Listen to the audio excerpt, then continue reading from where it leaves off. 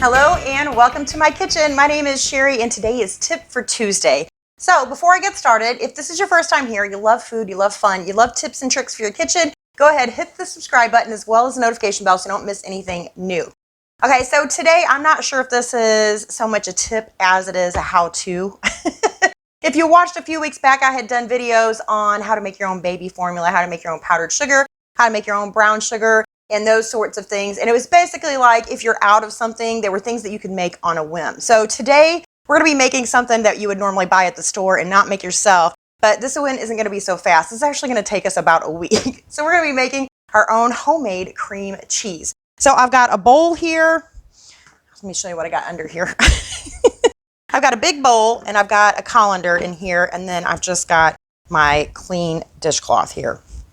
So I'm just going to put that down in there. And then I've got some Greek yogurt here. So I've got the whole milk, the plain flavor, and then the plain flavor. I guess if it's plain, it doesn't have a flavor. Anyway, whole milk and 10% milk fat is what is in here. So you want the full fat. And we're just going to take this out. And when we get done with this, we'll actually be able to whip this if we want and add flavorings to it. So I'm just going to push this down in here just a little bit. Anyway, it's going to drain. I'm just going to cover this up and I'm going to place this in the fridge. And we're going to leave it in the fridge for about 24 hours. And then I'll show you the next steps. Okay, so now that our yogurt has sat for a full day in the fridge, we can go ahead and take it out. And actually, if you taste it at this point, it actually already tastes like cream cheese. So from here, we just kind of need to shape it into like a block. So I'm going to take it out of here.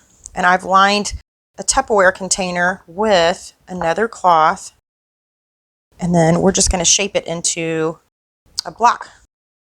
So I'm just going to fold these over, and then this other towel is going to absorb any leftover moisture that we have. So we're just going to press it down, and then this is going to go in the fridge again, and this time it's going to go in there for about a week, and when it's done, we'll have our cream cheese. Our cream cheese should be just about ready. So it's been in the fridge for a total of 6 days. And over the course of those days, each day it got just a little bit firmer as our towel absorbed any extra moisture that was in there. So you can use this cream cheese just like you would the store-bought in any recipe. And this is also perfect if you're going to do an appetizer, which you've probably seen where people will lay out, you know, some cream cheese and then they'll put jelly on it or maybe some shrimp cocktail. So this is a pretty big block. Look at that. So I'm just going to take this and we're going to flip it out onto our plate. Oops. I had it wrapped underneath there. I almost broke it in half. But look at that. Look at that. And I just did a recipe maybe a couple weeks back where I did a baked cream cheese. And I think we used croissant rolls and it was really good. So I'll put a link to that video in the description below, and I'll also put it at the end of this video. So my favorite thing to do though with cream cheese is to whip it and give it some flavor. So you can put ranch packets in here. You can do sriracha. I mean, just all kinds of flavors. Chives, herbs, but my favorite is a maple pecan. So I'm going to add probably a couple of tablespoons of maple syrup.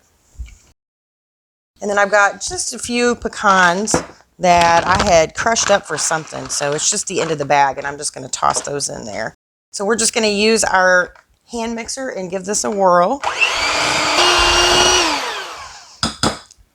Doesn't that look good?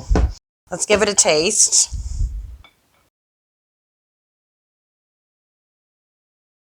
I'm so glad I did a sweet instead of a savory. I love that. But maybe I'll do a savory one with that. Maybe I'll do like some herbs and stuff. But that is delicious. And you know what this would be so good on is one of my homemade, like I call them famous mall pretzels. So I will put the video for that at the end of this one as well as in the description too. So you have to check that out. This would be perfect on there. Perfect on bagels or homemade bread. Anyway, give this a try because it's a lot of fun and it's really, really easy to do. I mean, it's just one ingredient. So let me know what you think in the comments below, and I thank you so much for watching. Bye.